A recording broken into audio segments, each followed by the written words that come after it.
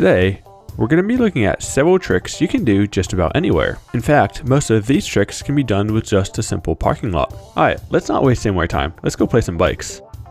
This first trick is called a revert. It's when you go backwards and revert to your normal direction. The best way to learn a revert is using a bank or any other small incline. Use the incline to bring you to a stop and then send you backwards. On the way down, backpedal one full revolution. As your dominant foot approaches the forward position, turn your bars slightly and apply forward pressure on your drivetrain. As you apply more pressure, your front wheel should come off the ground. Now once your front wheel is off the ground, turn your bars in the opposite direction and start pedaling forwards. Once you get this down, see how long you can ride backwards. You can also try reverting in the opposite direction. When reverting, you want to turn in the direction of your forwards foot. When I revert towards my right, I keep my right foot forwards, and when I revert towards my left, I keep my left foot forward. If you find one direction easier to revert than the other, that is completely normal. I personally find it easier to revert towards my right. The second trick we're looking at is called an endo. To do an endo, you need a decent front brake. Now you don't necessarily need disc brakes, but they certainly help. To initiate an endo, roll into it at a slow, comfortable speed. Grab your front brake and shift your weight forwards. While keeping your weight forward, lock your arms out. At the same time, bend your knees and suck your legs up. This will seem weird and unnatural at first, but as you keep doing it, it will feel more comfortable. As long as you roll into the endo at a slow speed, it's rather difficult to go over your bars and crash. If you do find your back end coming up too high, let off your front brake and your back end will come down. Once you get the hang of an endo, you can start adding in more tricks. If you sit down during an endo, you can take your feet off and do a no-footed endo. And if you find that still too easy, flick your pedals to do a crank flip endo. Crank flip endos are one of my personal favorite parking lot tricks. They're easy and really fun to do.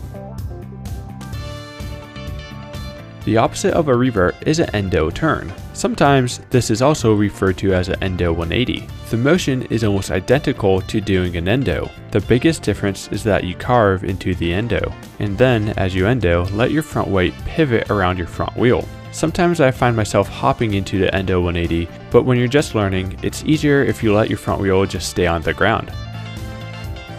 If this is too easy, try doing an endo 180 crank flip. This trick is called a nollie.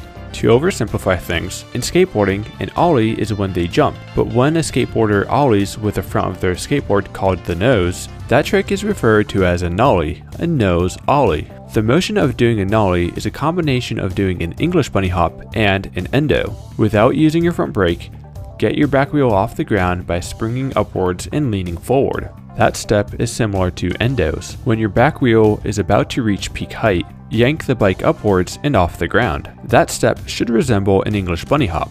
Once you get good at nollies, you can try and jump over objects, but in my experience, this is easier said than done. This trick is called a back wheel hop. It's when you hop, but only on your back wheel. Now before you storm the comments, even though I'm doing this with a full suspension bike, just take my word for this. Back wheel hops are easier to do on a bike that does not have rear suspension, such as a hardtail or even a full rigid bike. To initiate a back wheel hop, start off by doing an endo, and when your back wheel comes off the ground, lock up your back wheel by grabbing the brakes. As your back wheel falls, let your momentum carry you backwards, and then spring upwards, jumping up and down on your back wheel. If your bike is a full suspension, you will need to compress your suspension before jumping up and down.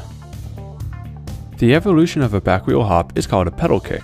By doing a similar movement but punching your drivetrain each time you jump upwards, as well as feathering your brake, you can travel forwards. A pedal kick can be used to jump up and over objects and even onto them if need be. To be honest, I don't know what this trick is called. This is just something I've done and seen others do when we were bored. With that said, if you know what this is called, be sure to let me know in the comments below. But for now, I'm just going to call this the seated sideways bars feet on wheel balance thing. This one is pretty simple but takes a little getting used to. To start out, I like to turn my bars keeping the side with my back brake lever in between my legs. In my experience, I found this is easier to initiate if I lock up my back brake, and then maintain balance by keeping your feet at the 2 and 10 o'clock positions. The balancing aspect will take a little bit to figure out, but once you get it down, it should be pretty easy. To make this a little bit more difficult, you can try removing both hands from the bars and balancing just using your feet. This last trick is another one of my personal favorites. This is called a nose bonk. It happens when you jump up in the air and bonk your front wheel on the ground or an object. To be considered a true nose bonk, your front wheel must then come back off the ground after you bonked it. A nose bonk is much more difficult to do on flat ground. It's easier if you have something to nose bonk over. When you get good at nose bonks, you can use the nose bonk to get a little bit more hang time and carry your back wheel over an object. You can nose bonk pretty much anything that's elevated. Stumps, cinder blocks, and even traffic cones can be nose bonked. From back wheel hops to endos, there's a bunch of things you can do in a parking lot. Now, this is just the tip of the iceberg. There's a bunch of tricks that I missed. So, what are your guys' favorite parking lot tricks? Let me know in the comments below. If this is your first time here, I'd love to have you guys subscribe and check out what else I have to offer. As always, my name is Phil Metz. Thanks for playing bikes with me today, and I will see you guys next time.